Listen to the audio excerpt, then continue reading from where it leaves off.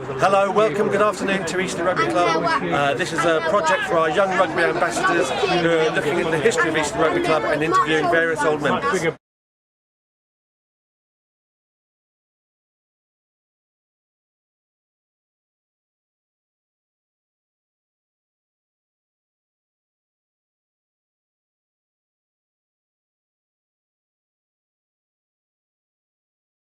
Okay, so gentlemen, how often did you guys train for Eastleigh Rugby?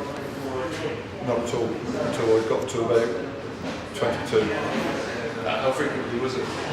Well, training Tuesdays to Thursdays, but when I first started, we didn't basically do any training as a group.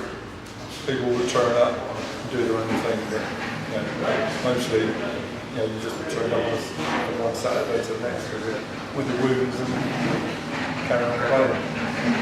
Once a week. But originally I was playing with the Premier.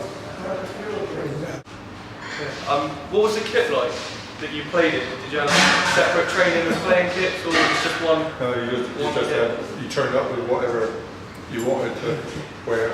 Was it like the heavy cotton stuff, or was it? In a rugby shirts, really. There's people in white shorts, blue shorts, black shorts. The shirts were all. The tough thing was we had to wash our own. Yeah. Wash our own. Yeah. That's before the era of washing machines. If you were dropped from the team, you had to make sure that the shirt got taken back to someone who was actually in the first team. Otherwise, it'd be a shirt short. Yeah. Were any coaches helping you constantly, or was it captain work? In my day, when we did do the coaching, you had basically the skipper arranging most of that, and it wasn't until probably Bob Miller, scrum half at the time, he came and he was taking it, and then he introduced Malcolm Miles to us, and training really took off then. People turned up from both first, second and third at the time.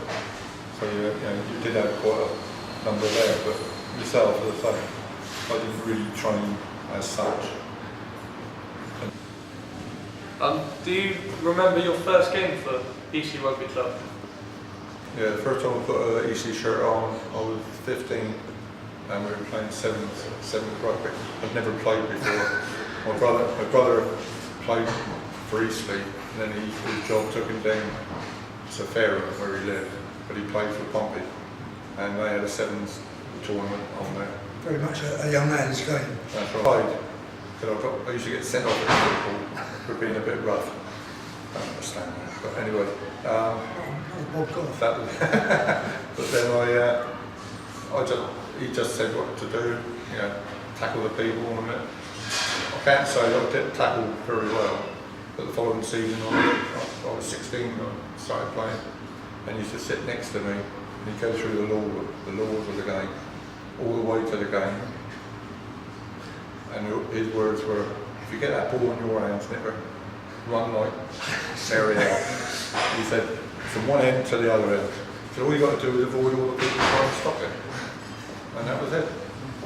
When you played, was there a structured fixture list, or was it just whoever? No. You played home and away to probably 15 clubs locally.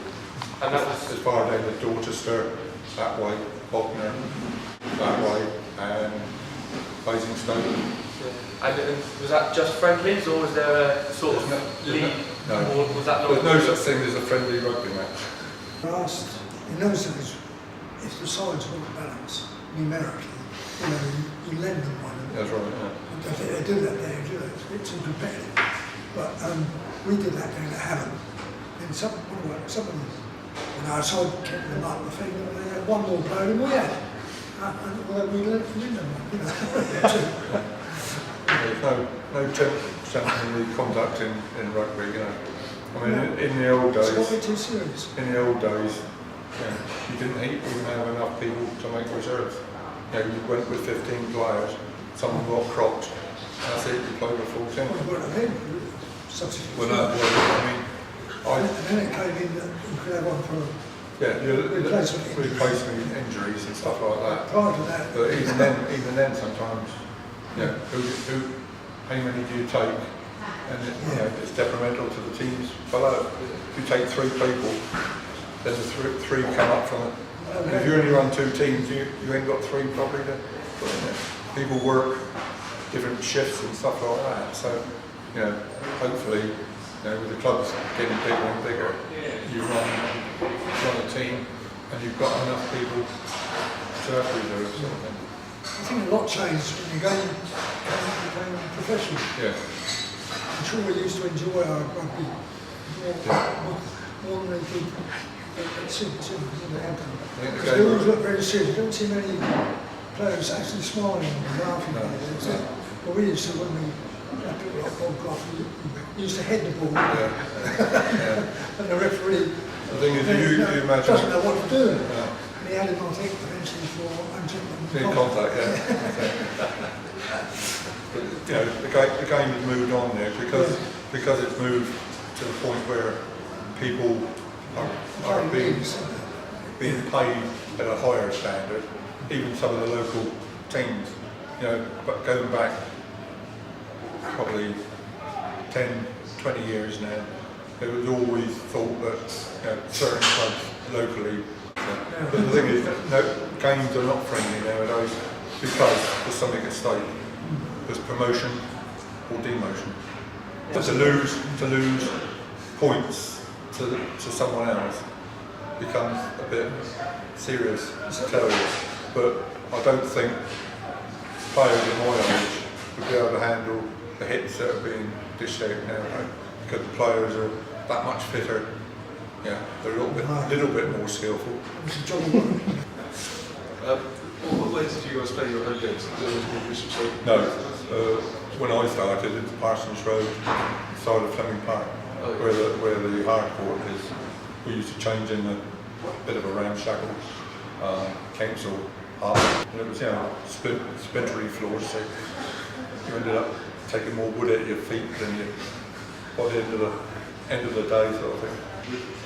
For the away games, we travelled in the back of a lorry. And then sort of canvas seats, they're inside, you know, just enough room for 15 blokes to get in, and 3 come along. That was fun. We usually had a sing song on the way back, so we enjoyed our away games more than the home games, except the single minimise. They always want to come straight back after a beer. Who was the sort of toughest opposition you played? Well, when I was playing between Winchester and the Trojans. Yeah. Then Haven't Come on the scene, that's right. Haven't used to be, you know, in my days, were the team. They got a lot of their players in the Navy, so if you had to pick them on a day, in the early days, you had to pick up when certain ships weren't in, you had a good chance of beating them. But if they had half the fleet in, then you didn't stand much of a chance. You know, you get back from a away match, especially if it was a fairly long distance, you stop off at 2 or 3 kilometres pubs on the way back. Wasn't much good for me because I was drinking lemonades in those days. I was 23 before I started drinking beer, thinking that if I left the beer alone, I'd be a better player. How wrong can you be? Were there any spectators in the games? Home or away? No, basically you'd only have, as we've progressed up the years, you started getting more spectators than you did. Especially now you're in a league, but prior to that, you probably have about 10 players from your side, you know, a few boys, a few kids, and a dog, and that'd be it. But when I started, every few weeks if you were playing, you'd be nominated to bring the food, because we didn't have, you know, canteen facilities like that. Someone would have to bring sandwiches, someone had to bring cake or stuff like that, and that was your contribution. And your match fee was something like £1, 10 pence or something like that, or 10p, 10 shillings rather, £1.10. Used to the Tuckabee games. Yeah. For the opposition. That's right. So enough, as long as you had enough to get the shirts ordered and pay for the jug. Oh, you weren't married then? No, I wasn't married in my church. Well, listen to that. Yeah. Do you remember the last time you played for Eastleigh? I don't. Quarter fifth at Windsor, and it was the last match of the season, and that's when I decided to hang up my boots and playing for the fourth team. I think we turned up there with 12 players. They wouldn't lend us any, and we got thrashed something like 70 points. And That's all. The next time I was always we were playing Andover. I think it was our thirds against Andover second. And we won, I'm sure we won it. And my nipper was fine. He just started playing. He got 4 tries and I only got 1. I know that against him. Not much anyway. What was the spirit like amongst the players? Good. We had a good player. I mean, when things kicked off in a bad way, but you know, one person, one left alone. If something happened, you know, everyone joined in, sort of thing, rather than one. Because Lloyd, he's got enough grey hair to come and join us. No, I mean, team spirit. I mean, obviously it goes down if you lose, but initially, you know, team spirit quite good. You know, and we had players that were really conscientious and come in training. Best part of going was at the bar, wasn't it? Well, you talk about through a game, exactly where you went wrong and what happened. Do you know where the skull and crossbones comes from that's connected with the juniors? No, not truthfully, no. I think it was something to do when Bill Saffrey used to sit with me when I was 16, reading me all the laws. I think at some point he mentioned where the team originated from. And I think it's to do with a lot of Navy people being involved in the team. So whether that was where it come from. Freddie's got Welsh in just before the war. Yeah. I think it's probably something to do with the Navy. I can't think why Eastleigh would have taken that on board. I thought it was something to do with the colours, the German colours. No, I don't know. Don't mention the war. To change it. The Germans still got something. Do you think England could win the World Cup 2050? Yeah, if they do well in this series, I think They've got to beat Wales first. keep Welsh. No, I think if they do well in the autumn series, I think that might gel them together. Providing you haven't got massive injuries and stuff like that, I think they can stand a good chance. Certainly to get into the semi-finals, if not finals. If you look at it, we haven't been at many finals or quarter-finals in the last few years. Thanks for your time. It's going to be